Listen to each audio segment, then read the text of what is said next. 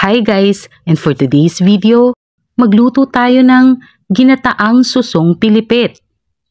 Ito pala ang mga ingredients: 3 tasa ng pangalawang gata, 3 tasa ng unang gata, 300 grams ng kalabasa, 1 tasa ng dahon ng malunggay, siling panigang, 1 sibuyas, bawang, luya, at 1 kilong susong pilipit.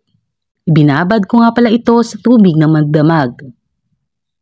At ngayon, hiniwa ko yung dulo nito para madali itong kainin. Naglagay lang ako ng kaunting mantika sa kawali at pinainit ito. Una kong iginisa ang luya. Sunod ang bawang at sibuyas. Sunod, nilagay ko na yung susong pilipit. Haluin lang ito ng 1 minuto. Naglagay din pala ako dito ng tanglad. Nilagyan ko na din ito ng patis. Ngayon, nilagay ko na yung pangalawang gata. Nilagay ko na din yung kalabasa. Takpan at pakuluan ito ng 10 minuto.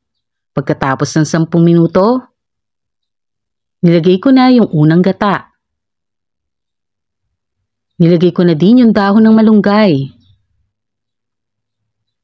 Nilagay ko na din yung siling panigang. Pinakuluan ko ito ng 3 minuto.